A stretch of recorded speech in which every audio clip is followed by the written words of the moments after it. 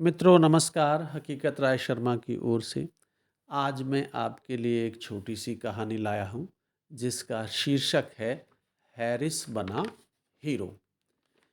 एक लड़का था जिसका नाम हैरिस था। एक दिन वह अपने मकान की छत पर बैठा था।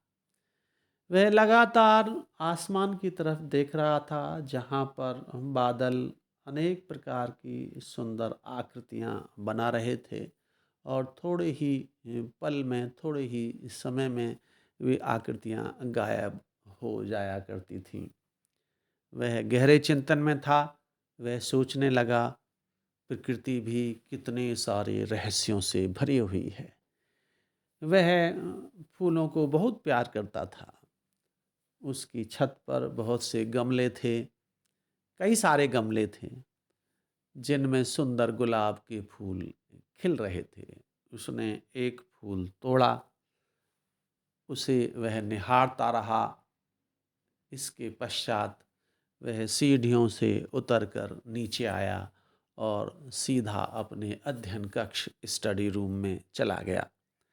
उसने गुलाब के फूल को अपने होठों में दबाया, अपनी ठोड़ी को दोनों हथेलियों के बीच में लिया और कोहनियों को अपनी पढ़ाई की मेज़ पर टेक दिया।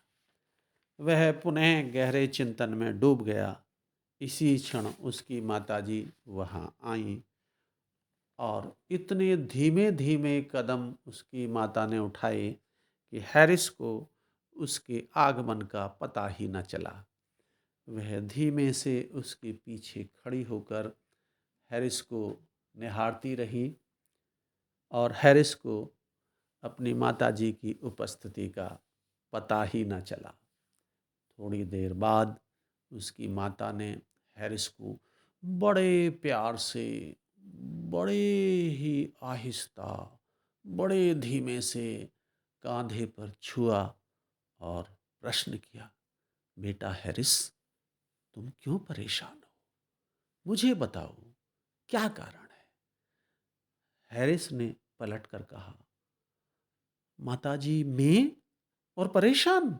बिल्कुल नहीं, मुझे कोई परेशानी नहीं है। लेकिन उसकी माताजी समझ चुकी थी कि हैरिस किसी चिंता में था। इतने में ही उसकी माँ ने कहा, चलो बाहर चलते हैं। जैसे ही वो अपने स्टडी रूम से अपनी माताजी के साथ बाहर आया, तो हैरिस और उसकी माताजी ने देखा कि बहुत ज़ोर की बरसात हो रही थी। उनके घर के सामने काफ़ी पानी भर गया था। हैरिस ने कहा, माताजी, आप जानती हो कि मेरा मित्र जो यहाँ से थोड़ी दूरी पर रहता है और उसका मकान नीचे स्थान पर है। जिस गति से बरसात हो रही है, उसके मकान के पास तो काफ़ी पानी भर गया होगा और उनके मकान में भी पानी घुस गया होगा। मैं वहाँ जो के परिवार की मदद करने के लिए जाना चाहता हूँ और एक बात और बताना चाहता हूँ कि जो के पिताजी भी आजकल घर पर नहीं हैं। कृपया मुझे वहाँ जाने दो। उसकी माँ ने कहा, हैरिस, तुम्हारा विचार अच्छा है, मैं इसका सम्मान करती हूँ, लेकिन तुम यह भी तो सोचो कि तुम्हारे पिताजी भी तो आज घर पर नहीं हैं। लेकिन हैरिस नहीं माना। हैरिस ने कहा, मुझे कोई ख़तरा नहीं है। आप तो जानती हो कि मैं स्विमिंग में प्रशिक्षण ले चुका हूँ। मैं एक ट्रेंड तैराक हूँ।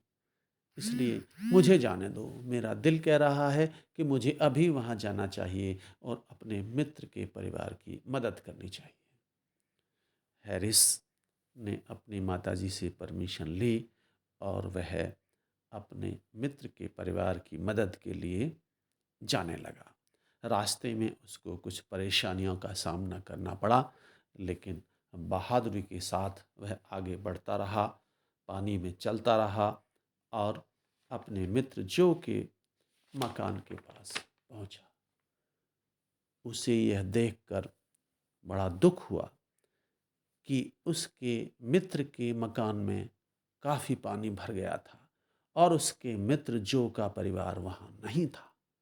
उसने जानकारी जुटाई तो पता लगा कि उसके मित्र का परिवार पास के मकान की छत पर शरण लिए हुए था। जैसे ही उसे पता लगा कि वे पड़ोस के मकान की छत पर हैं, तो उसने उस मकान के पास से ही अपने एक और मित्र को साथ लिया और वह जो के परिवार के पास पहुंचा। जो के परिवार को छत से नीचे उतारा और एक नाव में बिठाकर जो के परिवार को अपने घर लेकर गया। जैसे ही उसकी माताजी ने देखा कि हैरिस जो के परिवार को लेकर नाव में बिठाकर अपने घर ले आया था, तो उसकी माताजी को हैरिस पर बड़ा गर्व हुआ और उसकी माँ ने चिल्लाकर कहा, पुत्र हैरिस, मुझे तुम पर गर्व है। हैरिस, तुम वाकई एक हीरो हो। धन्यवाद।